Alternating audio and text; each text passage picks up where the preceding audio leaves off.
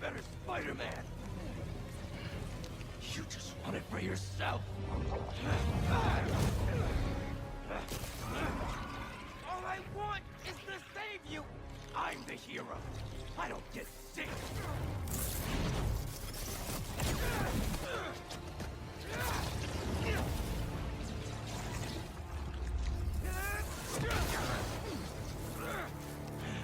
I can't let this go. I'm finally everything everyone needs me to be. All I wanted was to save everyone.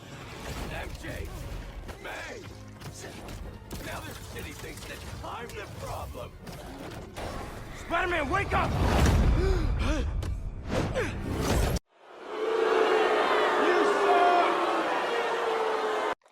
Yeah, this kind of stinks.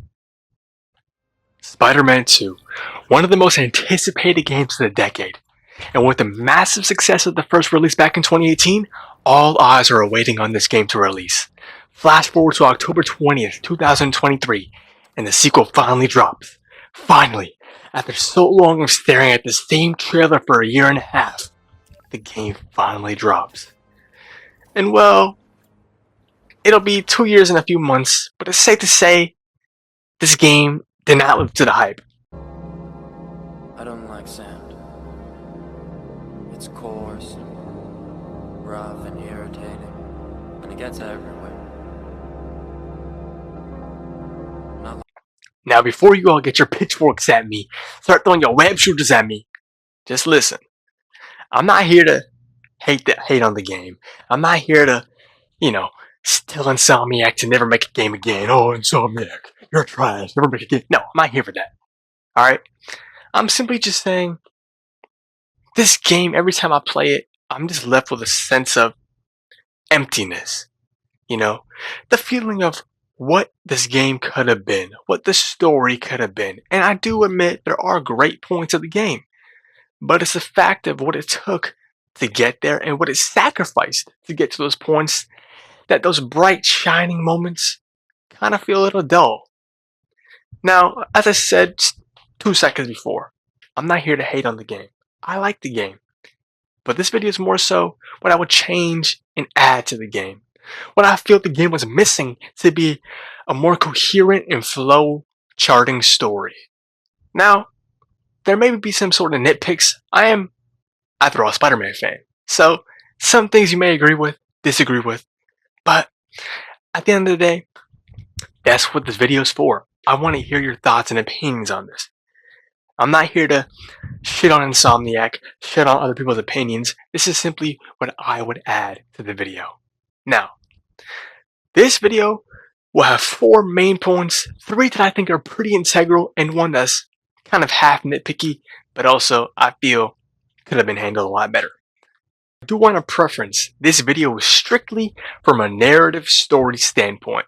To me, the combat, traversal, and boss fights are all much better than the first game, so I don't really have much to talk about. If I were to nitpick, the only thing I would say is about even is the stealth combat. To me, the stealth in this game lacked what the first one also lacked. While this game, the stealth was more fluid, the first game had the gadgets. So I think if Insomniac just added the gadgets to the second game, it would have been a perfect stealth. But I'm not here to nitpick about that. That's just this is my 2 cents, if you know what I mean. Now that I've gotten everything out the way, it's time to start the actual video. So as I did say earlier, this video will be constructed of 4 main points. Those 4 being Miles, Kraven, Harry and Venom, and finally, Peter Parker himself. Specifically, Anti-Venom Peter. And I know you're probably thinking, is that not just the 4 main characters of the whole story? Yes, you are right. However, while all of these have great things about them, besides Harry, they also have very big downsides. So now, I want to start with my first point being Miles Morales. It truly is no surprise that Miles Morales would be a part of this video. To me, his character is kind of one of the weaker points of the whole game. Now I do admit, he has some amazing moments, especially in Act 2 and part of Act 3. Besides the whole, final suit. But other than that, his whole Act 1 counterpart is kind of lacking. Most of his missions are just basing him around, oh, I need to write my essay, I need to do my essay, my essay this, my essay that, my essay. Oh, what is he doing? Anyways, my essay this, my essay that. You get the idea.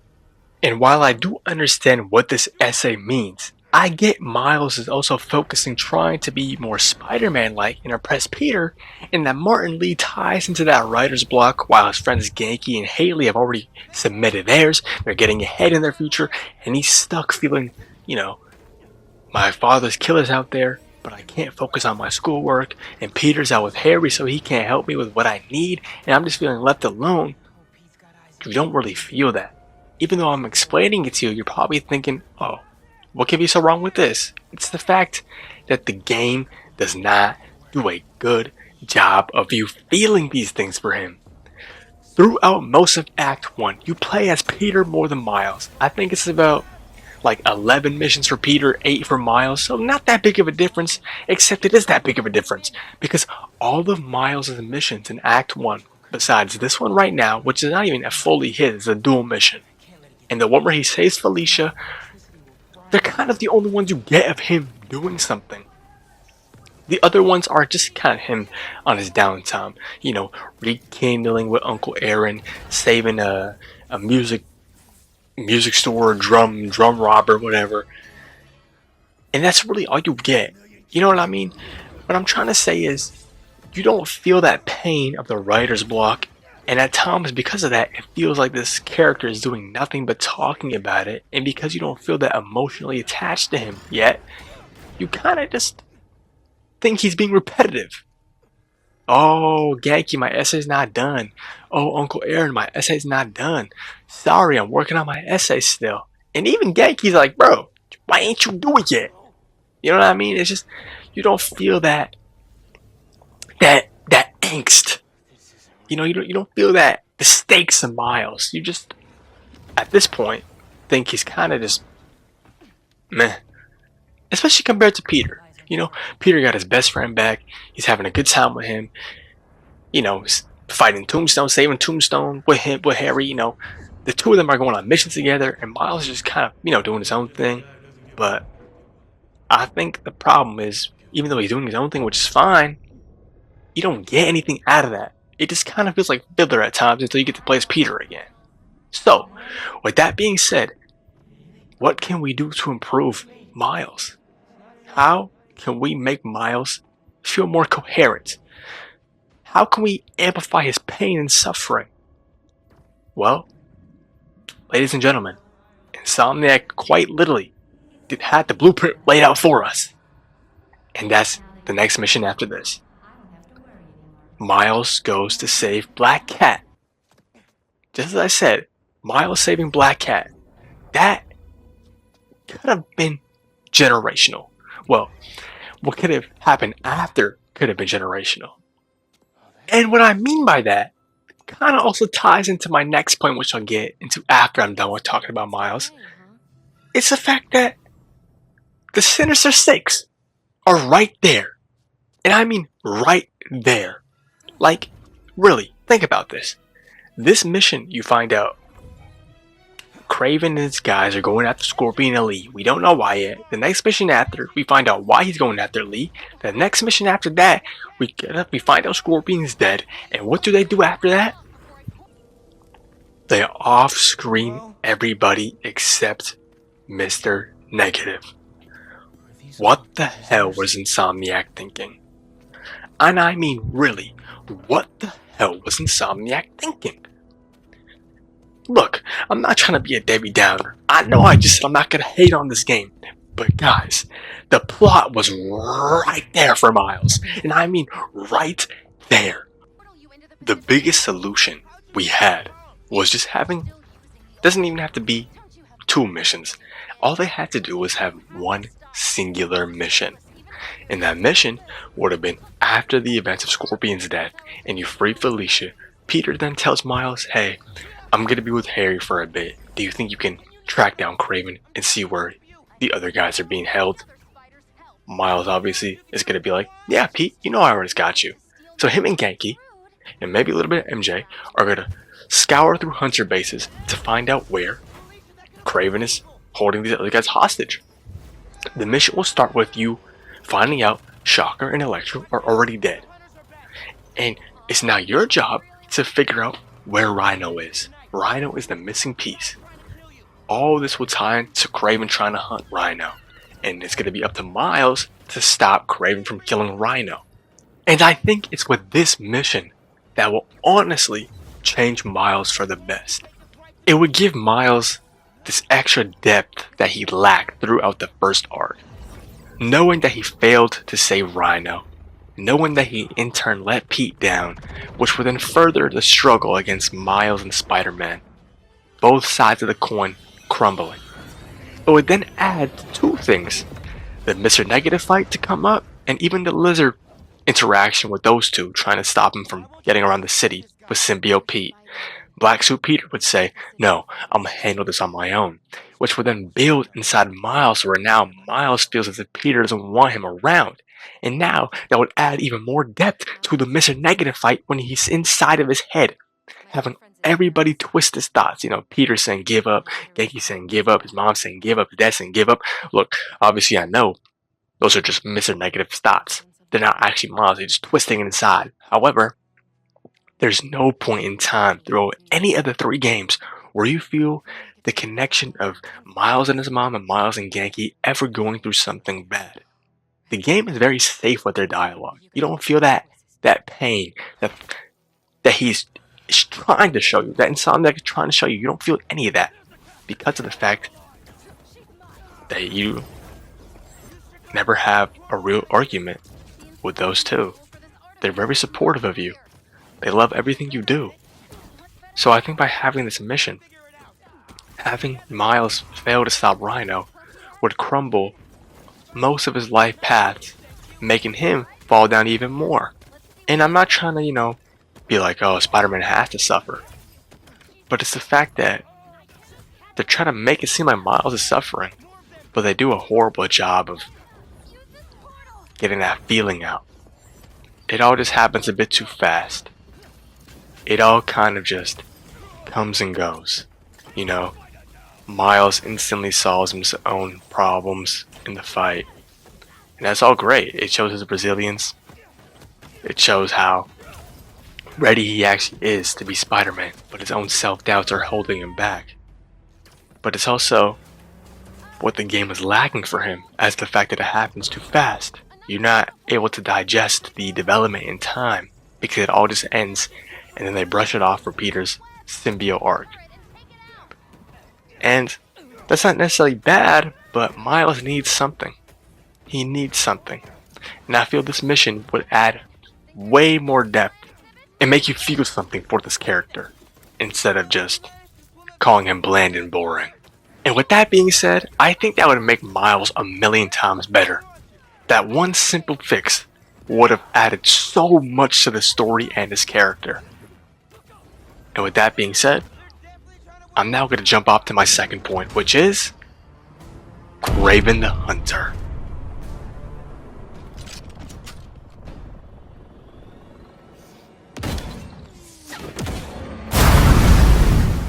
Kraven the Hunter.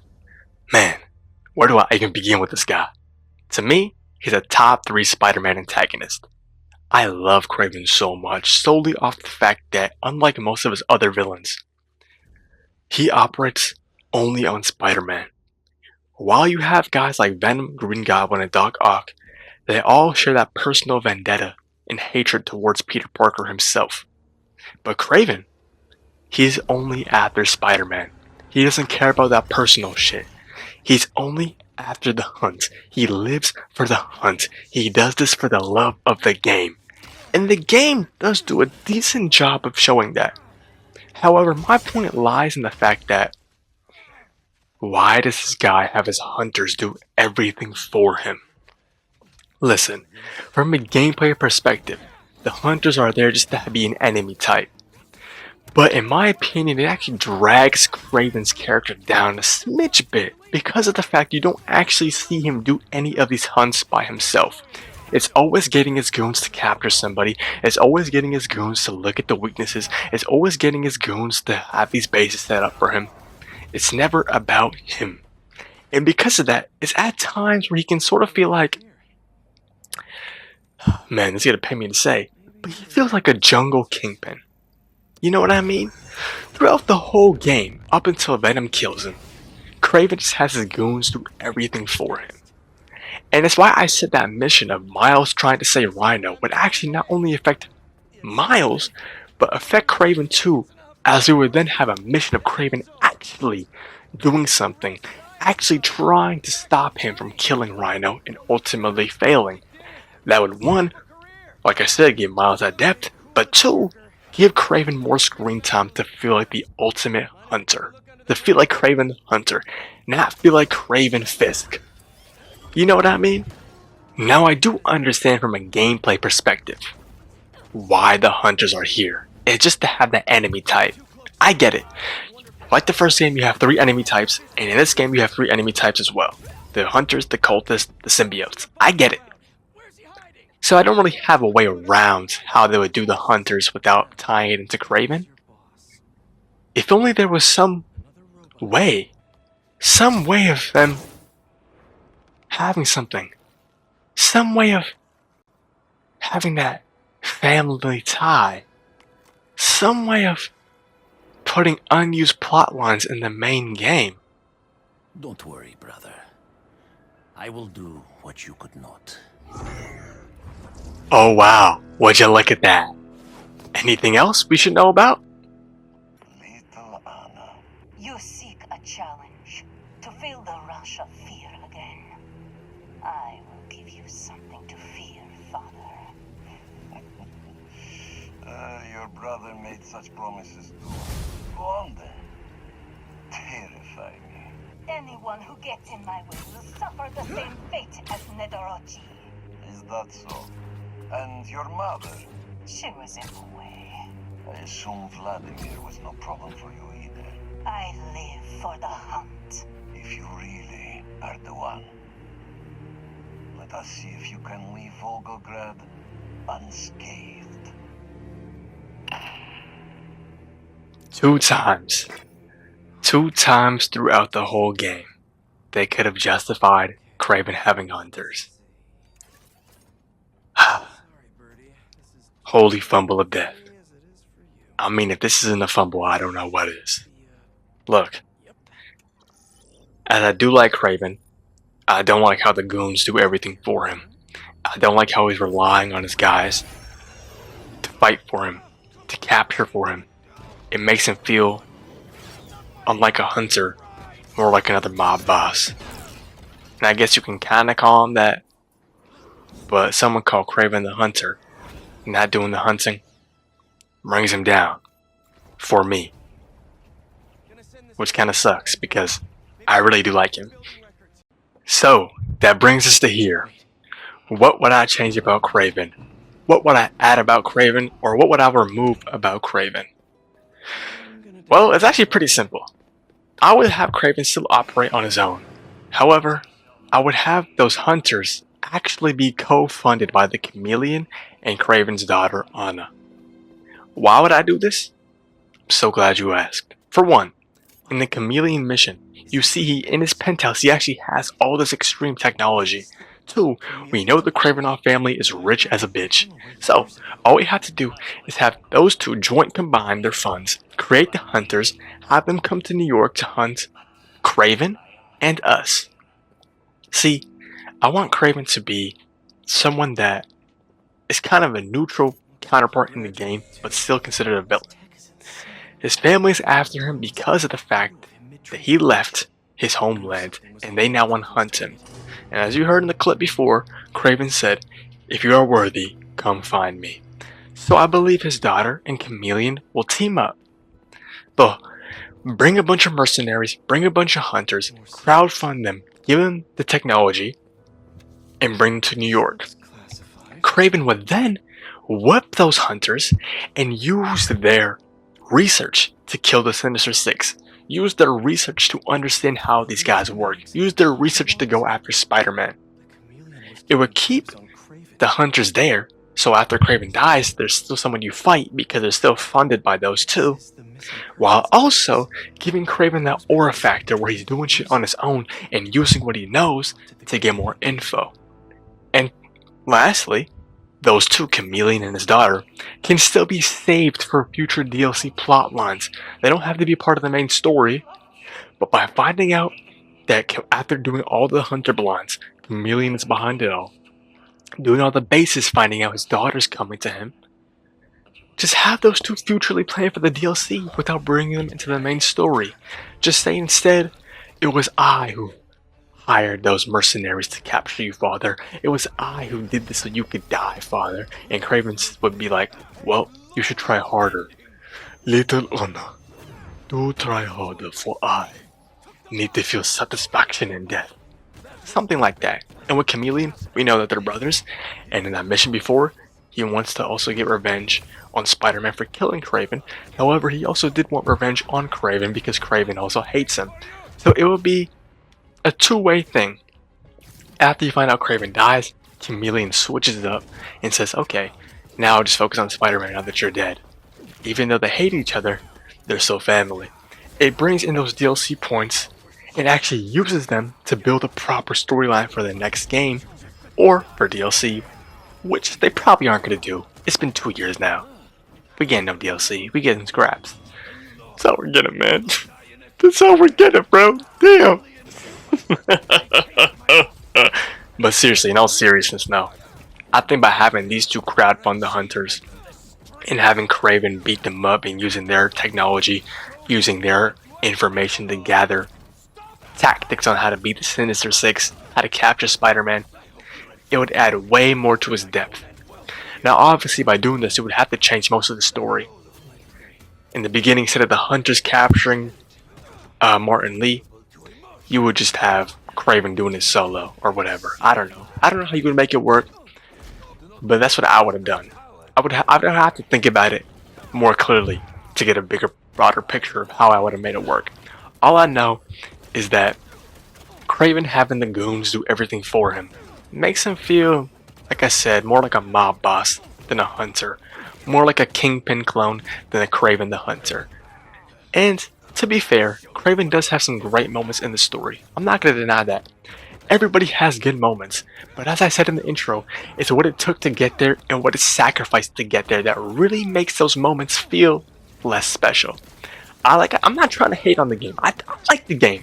I do like the game, but it's because I like the game that I have such strong criticism and feedback towards it. You know what I mean? And while I do understand this is an adaptation of Craven, something that's not supposed to be taken as a one-to-one with the comics, that does not change the fact that I do wish they would have changed some things about him, feeling more like Craven and less like a mob boss clone. I do think they handled him well with his finale, and even some parts of the early points with him feeling that aura, him having that death match with Miles and Lee set up for him to watch them fight was really cool. But it's more so the fact that he himself doesn't hunt that much. He himself has his goons do everything, where I feel like Craven kinda lacked in that department of feeling like the king of the jungle. I love Craven, but it definitely was a minor fumble to me. And with that being said, I want to go to, in my opinion, the weakest point in the whole game entirely. And that is Harry Osborn and Venom. Fight Craven as Venom. Oh my god. Oh my god. Oh my god. Oh my god. Now, if you heard me in that brief clip of Venom walking, that was my initial reaction to him fighting Craven back in 2023 when I played the mission for the first time. And oh my god, the chills and hype I felt in that moment still to this day are there. But man, Harry's character is so weak. Now, I'm not gonna lie, there's no weakness of Harry's character that will take that Craven vs. Venom hype away from me. That in itself is my favorite part in the whole game entirely. Maybe top two. But I want to talk about Harry Osborn himself. Dude, where do I even begin, man? I truly believe this is where the game sank the most. While the final boss and Craven vs. Venom was one of the greatest things in the game, Harry spiraled down to the path of insanity and instantly going for the harmony of the world. Just upon defeating Craven really makes no sense when he just got this symbiote back for less than a day.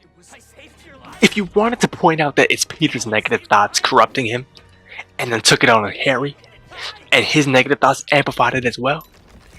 I can kind of get that, but the whole scene of him saying he needs a symbiote is so forced because of the fact you don't see him at all. Listen, okay, look, I'm getting ahead of myself. Let me start out by saying, number one, throughout the whole game, once he loses the suit, you do not feel the pain and sickness even taken away. There's only one cutscene where Peter says, "Oh, you want to go pop some pills or something? Tell me how you really feel." That's the only thing you get. And look, that was a good scene, but that's the only scene. That's the only scene you get of Peter and Harry even remotely fighting. The rest of the game, you get absolutely nothing. It's that, and then Harry somehow was the most insane person yet. No, I don't buy that. I cannot buy that. You know why I can't buy that? Because, oh my god, this point actually just, sorry, this point aggravates me to no extent. This, dude, calm down. Calm down. Listen, let me start out by saying, the reason why Eddie Brock has the name Venom is because he hates Peter so much and Spider-Man so much. He says, we are like a poison/venom to Spider-Man. There's no point in time where Harry even hears the word Venom to call himself Venom. All he does is go batshit insane and take over the world, and suddenly he's Venom. The origin for his name is not there. His whole point of being this evil guy, not there. It's the most forced, pointless, plotless aura moment ever. It's no writing, pure aura. That's what they went for. And from an aura standpoint, they absolutely nailed it. From a writing standpoint, it's shit from a butt. It's shit from a donkey butt, if I may. Now, outside of that, man, I can't even fully put into words how bad I think the relationship between Peter and Harry was handled. We start off with Harry just coming out of his coma, and the first person he goes to see is Peter Parker and MJ. And we're met with this flashback of those two being childhood friends. Childhood friends that love each other, respect each other, have this history with each other. And it's like they forgot about that. They forgot that these two were best friends. It's like they forgot that these two have history, and it only takes one conversation for their friendship to fumble. It isn't until Craven stabs Peter and Harry transfers the symbiote to him where things start shifting.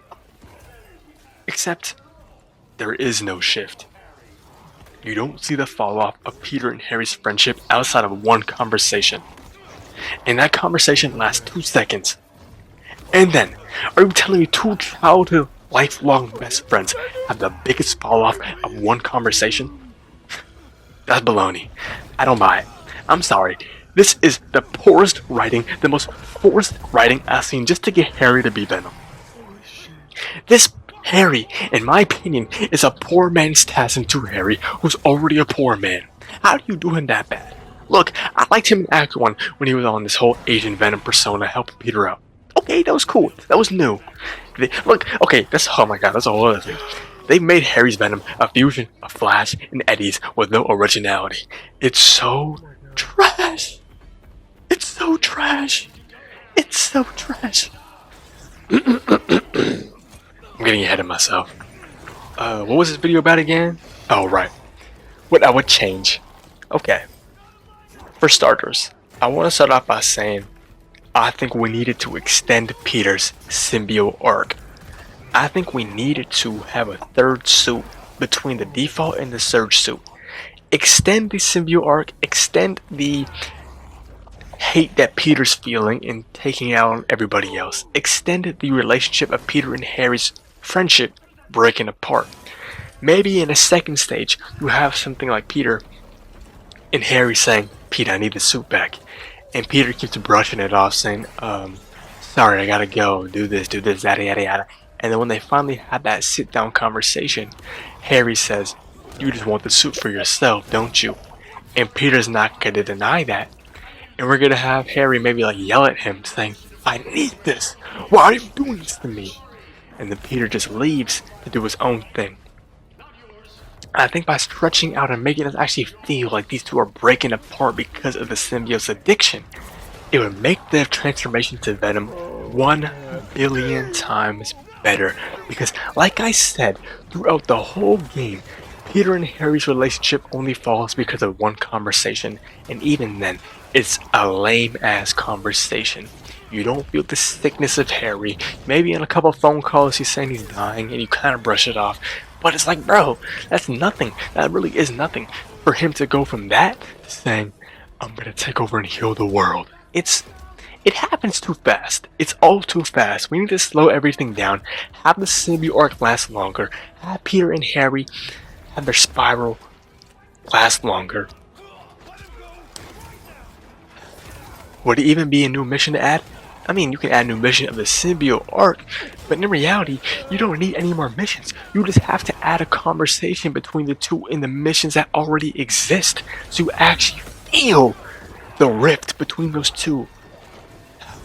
Man, like, I can go on this point for a long time, but I want to get to the final point, which I think ties into this point, which is honestly almost equally as dookie, but less dookie. No, this is two balls to the same cock, if I may.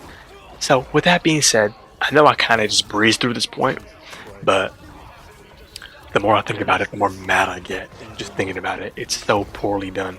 And I wish Insomniacs thought this through, slowed down the final acts, made us have that symbiote arc stretch longer, make us feel the rift between Harry's decline to health, make us feel the hatred that Harry's feeling instead of him just going from one scene where he's alright, a second scene where he throws a cane at a window, and third scene he becomes Venom. It's so poorly done. And then when he becomes Venom, he goes on this whole, we're going to heal the world. That is so lame. That is so dookie. I'm sorry, that is dookie. But you know what? That's enough about that. My final point, honestly, could be seen as the same type of dookie as this point. But I'm going to say it's less dookie because of the fact that Venom is the main villain. But this is just, this is also just bad writing, man. This is also bad writing, and that is anti-Venom. In fact, let's see what my script says about this point. Let's see what my script says for this part. Oh.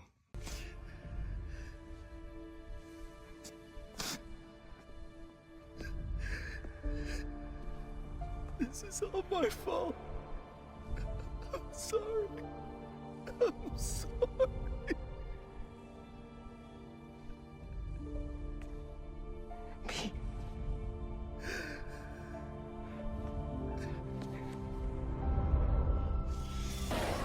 Spider-Man, wake up! Whoa! Whoa!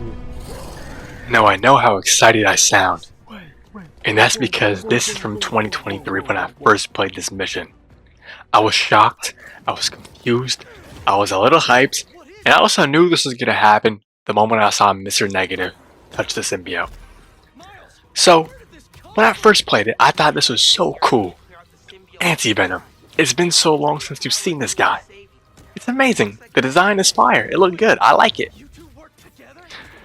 But holy crap.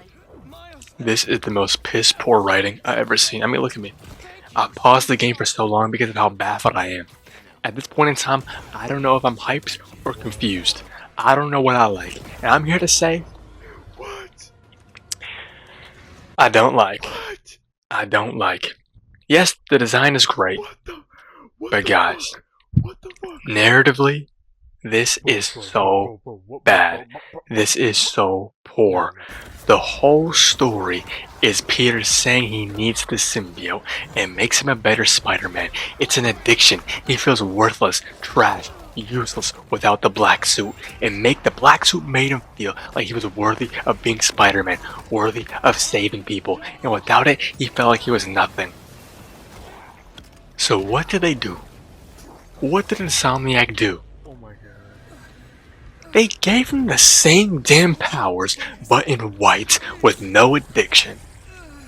What the hell is bro?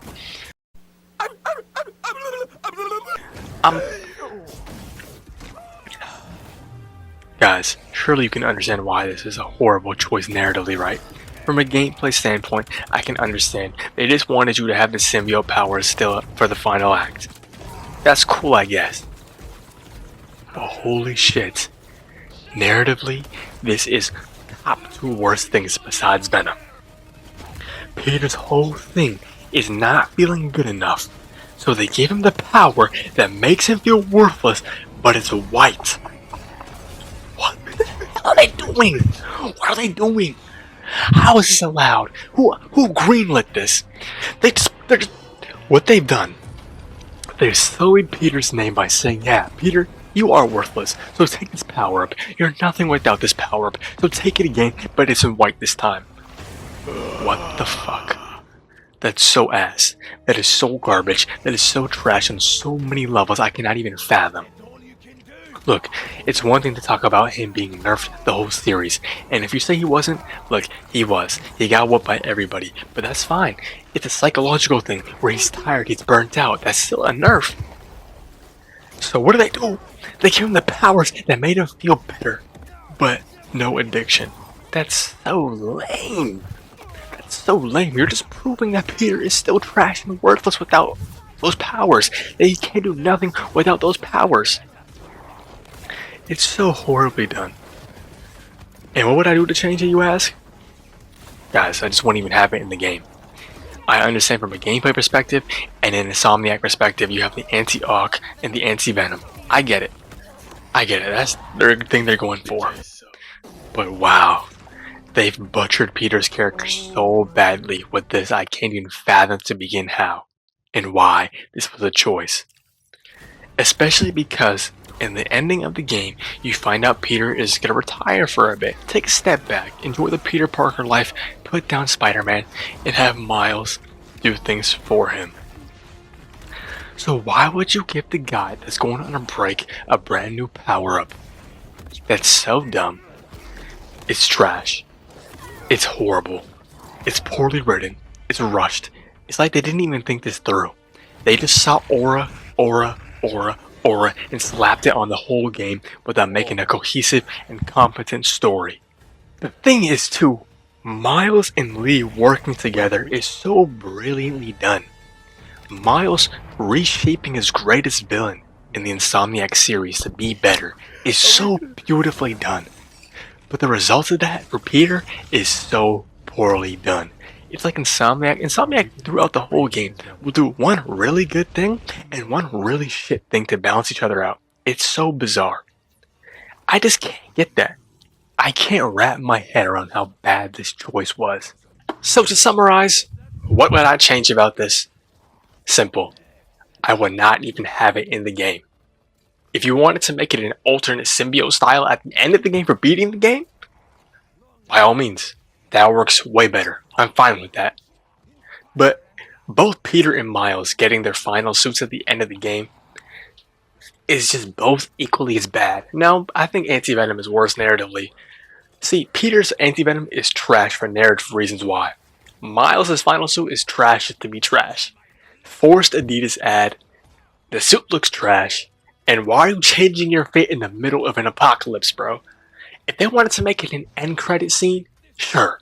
The design is trash, but at least it would have felt way better.